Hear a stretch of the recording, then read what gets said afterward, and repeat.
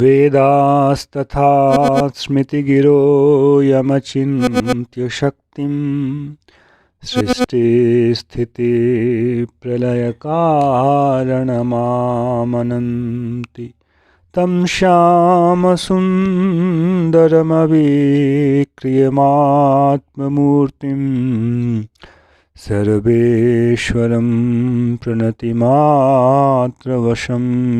भजामः।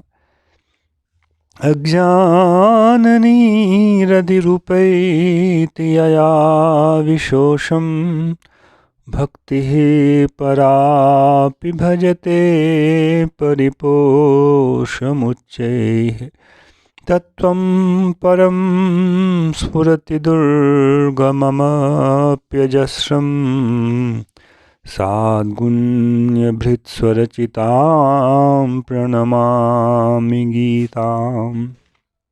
नारायणं नमस्कृत्य नरं चैव नरोत्तमं देवीं सरस्वतीं व्यासं ततो जयमुदीरयेत्। हरे कृष्ण कृष्ण कृष्ण हरे हरे, हरे राम राम राम हरे हरे। गीता मंजरी का यह 69वां अंक है। विगत मंजरी में हम लोगों ने अभी तक कई मंजरियों से प्रेय के अंतर्गत अर्जुन के द्वारा दिए जाने वाले तर्कों को सुना, और इन तर्कों के मूल में क्या है? धर्म की भावना। अर्जुन दोष दिखा रहे हैं, इससे धर्म की दृष्टि से क्या क्या दोष होने वाले हैं और उसका क्या परिणाम होने वाला है। इस प्रसंग में अंत में एक दृष्टांत आया था। अर्जुन वाण को तो छोड़ेंगे, किंतु अर्जुन के वाण के साथ वह एक लकड़ी और लोहे का टुकड़ा नहीं है। उस वाण के साथ अर्जुन का अहम है। उस वाण के साथ अर्जुन का चित्त है, जिसे हम भावना कहते हैं। उस वाण के साथ अर्जुन का विचार है। 3 विषयों को तो कल कहा गया था, चौथा रह गया था मन का विषय। इस पर आज हम लोग चर्चा करेंगे, इस विषय को और बढ़ाएंगे। पहले अहम के विषय को समझ लें। यहाँ जिस अहम को कहा गया, इस अहम का अर्थ घमंड के अर्थ में नहीं लेना चाहिए। यहाँ अहम का अर्थ है अभिमान। मैं कौन हूँ, यह परिचय। अर्जुन जब वाण चलाएंगे तो उस समय मैं अर्जुन एक चंद्रवंशी क्षत्रिय, जिसका जन्म कुरु के कुल में हुआ है, वह बाण चला रहा है। यह क्या है? अर्जुन के अंतःकरण में अपना परिचय। यह परिचय नहीं हो तो जिस धर्म का पालन करने के लिए वे क्रिया कर रहे हैं, उसका संजोग नहीं होगा, परस्पर का संबंध नहीं हो पाएगा।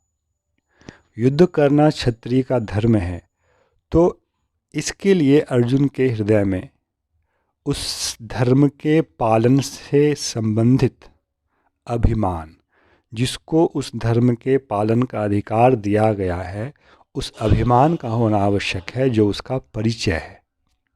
तो यहाँ जो अहम शब्द का व्यवहार हुआ, वह घमंड के अर्थ में नहीं है, जिसको अंग्रेजी में आप प्राउड कह सकते हैं। यहाँ कह सकते हैं उसका सेल्फ इंट्रोडक्शन। वह उसका स्वयं का परिचय है, जो उसकी क्रिया का मुख्य आधार है। उस अहम के ऊपर, अहम सबसे नीचे है, सबके तल में है, अर्थात सबका आधार है।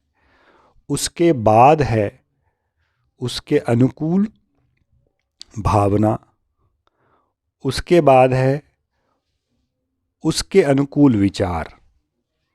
भावना चित्त का कार्य होता है और विचार बुद्धि का कार्य होता है। तो अहम, जिसे हम लोग यहाँ अहंकार बोल देंगे, पर आप ध्यान रखेंगे वह घमंड या प्राउड के अर्थ में नहीं है। अभिमान, चित्त और बुद्धि, तीन चीज के बाद आता है मन। इन तीनों चीजों से संयुक्त होता है मन। बुद्धि चित्त से संयुक्त सामान्य रूप में वो अपना स्वतंत्र कार्य करती है, अहम से तो जुड़ी हुई होती है। चित्त भी अहम से जुड़ा हुआ होता है, तब उसको उचित अनुचित का विचार करना होता है भावनाओं का। किंतु मन अहम से भी जुड़ता है, मन चित्त से भावना से भी जुड़ता है, और मन बुद्धि से भी जुड़ता है, और फिर यह मन जो है इंद्रियों से जुड़ता है।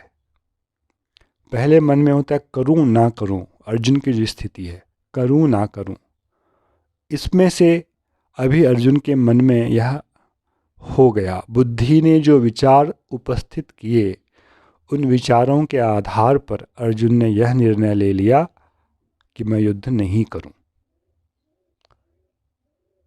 यह संकल्प हो गया अर्जुन का कि मैं युद्ध ना करूं। इसका आधार उनके चित्त में उठने वाली भावनाएं और जो विचार तर्क उपस्थित हुए, उसके आधार पर संकल्प। यह मन का कार्य होता है कि वह संकल्प लेता है। पहले संकल्प विकल्प, और करूं यह संकल्प है, ना करूं यह भी संकल्प है, करूं ना करूं यह विकल्प कहलाता है। मैं नहीं करूंगा यह संकल्प अभी अर्जुन के मन में हो गया। जब क्रिया होती है तो फिर मन का संयोग इंद्रियों से होता है। मैं देखूं यह संकल्प होने के बाद मन क्या होता है, आँख से जुड़ता है।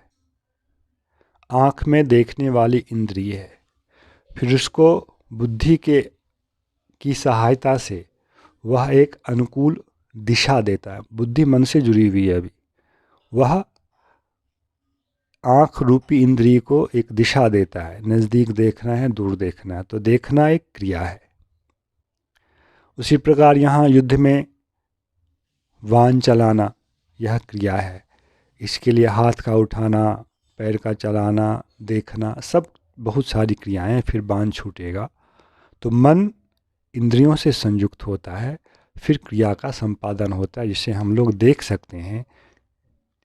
क्रिया को हम देख सकते हैं, उसके पीछे जो बुद्धि है, उसके पीछे जो भावना है, उसके पीछे जो परिचय है, इसको हम लोग प्रायः नहीं देख पाते हैं। किंतु क्रिया का जो फल होता है वह क्रिया पर भी निर्भर है, पर उससे ज़्यादा निर्भरता क्रिया के साथ जो भावना, जो बुद्धि, जो परिचय चल रहा है, उसका महत्व होता है।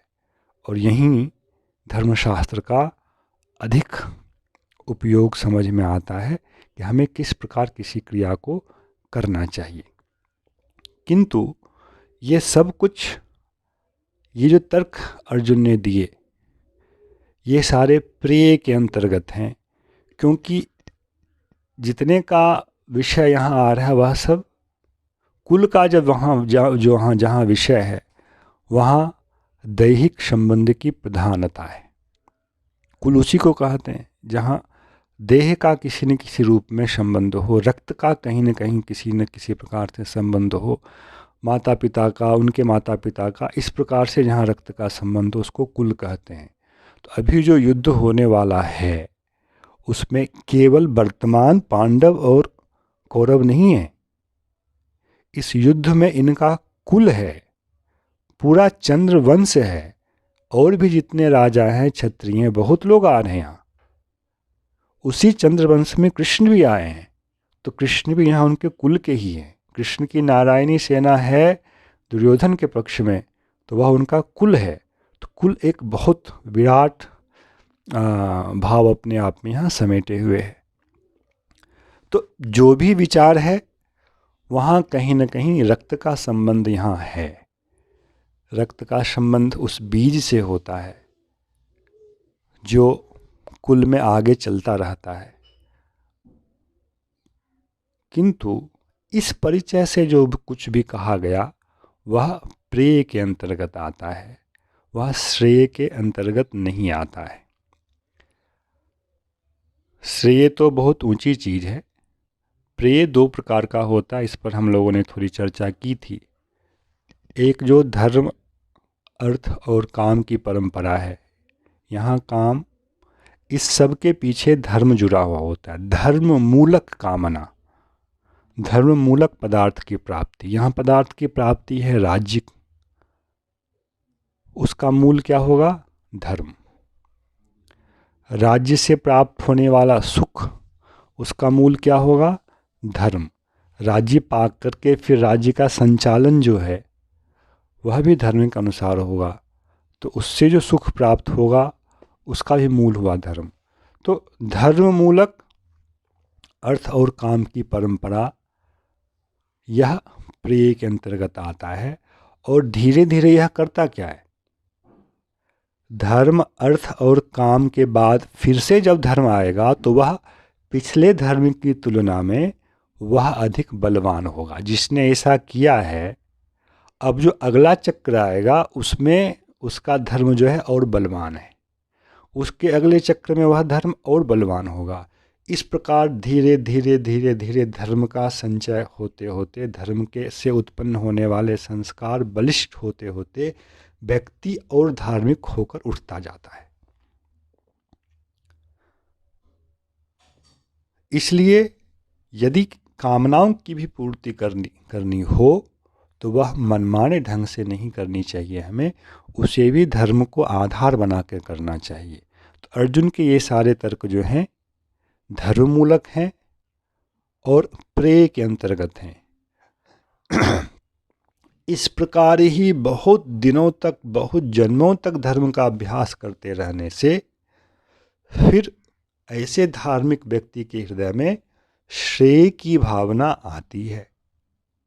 श्रेय क्या है आगे कहेंगे, पर सामान्य रूप से श्रेय के संबंध में भी मंगल शब्द का व्यवहार होता है और धर्ममूलक प्रेय के संबंध में मंगल का व्यवहार होता है। जहाँ भी हमारे जीवन की यात्रा आगे की ओर बढ़ रही है, उन्नति, आगे यहाँ उन्नति, हम ऊपर उठते चले जा रहे हैं इस यात्रा से, तो वहाँ हमारा मंगल हो रहा है, छोटे परिमाण में हो चाहे अधिक परिमाण में हो। और जहाँ हमारी अवनति होती है, हमारा पतन होता है, तो वहाँ उसके मूल में धर्म नहीं होता, अधर्म होता है। यहाँ से मनुष्य जीवन से हम अपनी दिशा को तय करते हैं कि हम उन्नत होंगे अथवा अवनत होंगे। तो धर्म को मूल बनाकर अर्थ अर्थात वस्तु की प्राप्ति और फिर काम, उससे प्राप्त होने वाला सुख जो है, यह सामान्य लोगों के जीवन में अंततः होना चाहिए। मनमाना नहीं होना चाहिए जिसके मूल में धर्म नहीं होता है। जय श्री कृष्ण। हरे कृष्ण कृष्ण कृष्ण हरे हरे, हरे राम राम राम हरे हरे।